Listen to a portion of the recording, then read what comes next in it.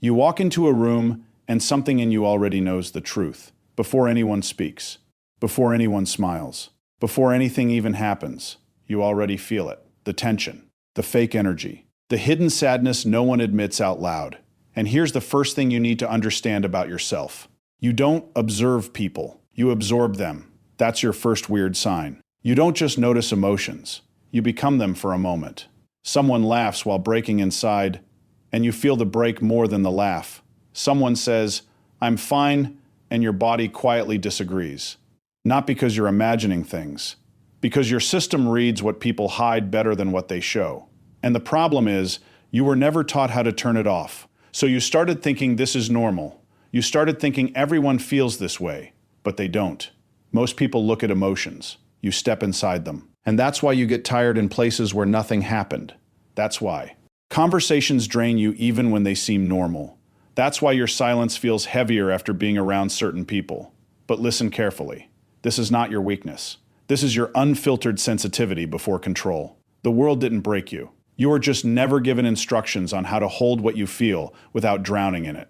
And deep down, you already know you are not confused. You are just overexposed to emotions that were never yours to carry.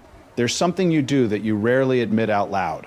You rehearse people in your mind, not conversations, not plans. People. You replay what they said, how they said it, the pause before they answered, the shift in their tone when something felt off. And then you start decoding what they really meant. That's your second weird sign. You don't just hear words. You search for what's hiding behind them. And sometimes you find too much. Because while others move on instantly, you stay behind in moments. That already ended. You're still in the conversation long after everyone else has left it. And it's not because you're overthinking for fun. It's because your mind refuses to accept surface-level reality. You feel responsible for understanding what others don't explain. So you connect dots no one asked you to connect. You interpret silence like language. You read hesitation like confession. And slowly, you start carrying emotional stories that were never told directly to you. Here's the brutal part. Most of what you feel isn't even about you. It's about the meaning you constructed from fragments. A look, a pause, a half smile that didn't feel real. And your mind fills the gap with emotion, but instead of releasing it, you keep it. You hold it like unfinished business, like something important is still missing. And that's where your exhaustion begins. Because you are not just living your life. You are mentally living everyone else's unfinished emotional sentences. ND, no one ever told you how heavy that becomes over time. So you call it thinking. But deep down, it's something deeper. It's your mind trying to make peace with emotions that were never clearly spoken, only silently felt. You can feel it before it happens. The shift, the distance forming between you and someone you care about. Not through words, through energy. That subtle change in how they respond, the shorter replies, the slower warmth, the invisible withdrawal they haven't admitted yet. And before anything is confirmed, you already know. That's your third weird sign. You don't wait for endings to arrive. You sense them while they are still pretending to be beginnings. And here's what makes it worse for you. You don't just notice emotional distance. You feel responsible for it. So you start adjusting yourself. Softer tone, more patience, more understanding, more silence than truth. You start shrinking your needs so the connection doesn't disappear. But what you don't realize is this: you are trying to hold something that has already started letting go, and your sensitivity mistakes distance for something fixable. So you overanalyze. You replay conversations searching for the exact moment everything shifted. You ask yourself what you did wrong, even when nothing was yours to break. This is where your emotional awareness becomes a trap, because you are not only sensing change, you are absorbing it as personal failure. And slowly, you begin to lose yourself in relationships that were already leaving long before you noticed. But listen closely. What you call intuition is real. What you struggle with is attachment to what your intuition reveals. You don't need to chase clarity in people who are already emotionally gone. You need to learn something painful but freeing. Not everything you sense is yours to repair.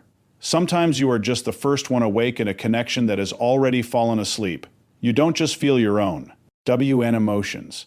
You inherit them. Not intentionally, not consciously. It just happens. Someone around you is angry, and suddenly your chest tightens.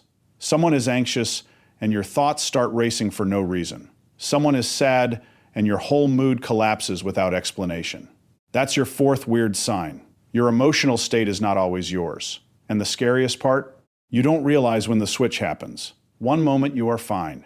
The next moment, you are carrying a weight that has no origin in your day, your thoughts, or your life. And you try to make sense of it. You search your memory. You analyze your morning. You question your mood like it betrayed you. But the truth is simpler and more unsettling. You didn't become emotional. You picked up emotion, like a signal passing through your system without permission. And because you are sensitive, you don't filter it. You absorb it fully. Then you try to explain it logically later. That's where the confusion. Ion starts. You think something is wrong with you, but nothing is wrong. You are just emotionally unshielded in a world that never taught you boundaries for energy. So you end up doing something quietly exhausting. You carry emotions, then try to justify them as your own. And the more you do this, the harder it becomes to recognize where you end and others begin. But listen carefully. Not every emotion you feel deserves ownership. Some emotions are just passing through you, looking for somewhere to land. And you are not meant to be the place where everything stays. You disappear in conversations without anyone noticing. Not physically, emotionally. You are there, but only partially. Your body stays present, but your mind starts tracking everything else. The tone shifts, the micro-expressions, the hidden discomfort in someone's voice. And slowly, you stop being a participant in the moment and become a monitor of it. That's your fifth weird sign. You don't stay inside. I'd like your own experience for long. You drift into other people's emotional worlds so naturally that you forget to return to yours.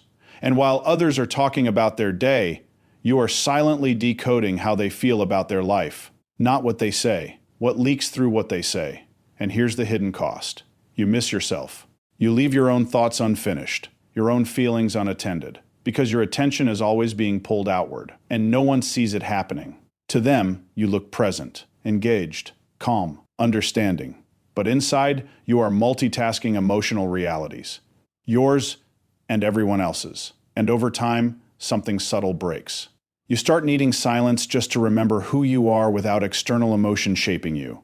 But even in silence, you replay people. You reconstruct conversations. You re-enter emotional spaces that aren't even happening anymore. And that's the paradox.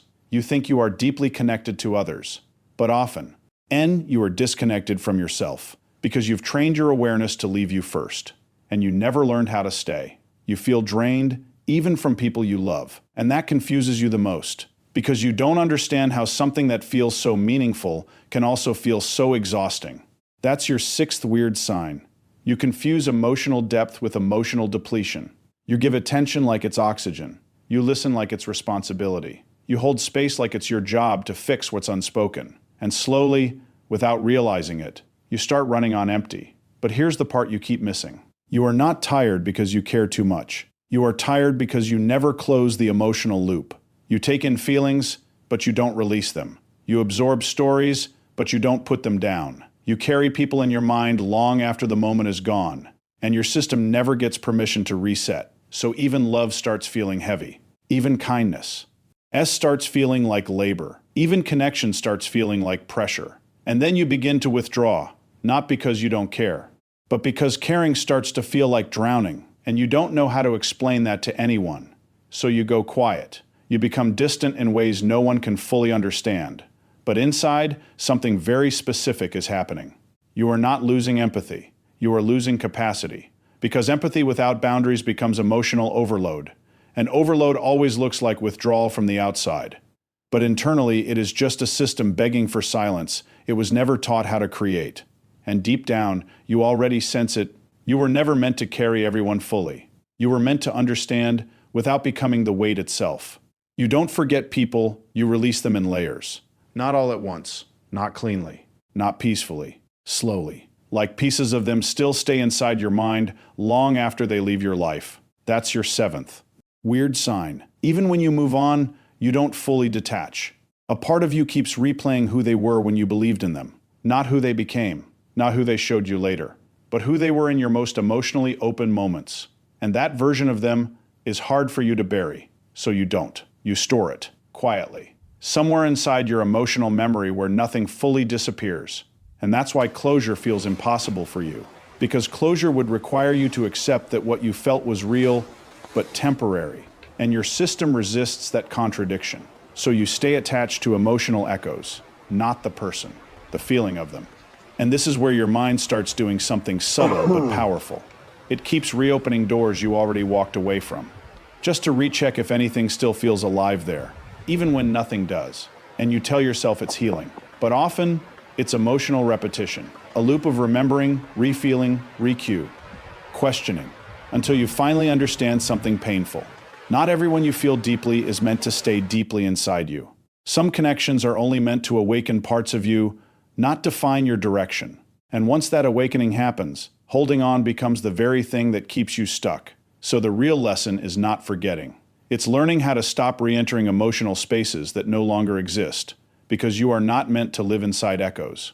You are meant to finally step beyond them. And now you see it. You were never too sensitive. You were never too emotional. You were just wide open in a world that doesn't know how to feel slowly. But something in you is changing now. You don't have to absorb everything to understand it. You don't have to carry people to care about them. You don't have to disappear inside others to feel alive. Let them be storms. You become the sky, still, vast, untouched. And for the first time, you don't lose yourself in feeling everything. You find yourself in knowing what to release,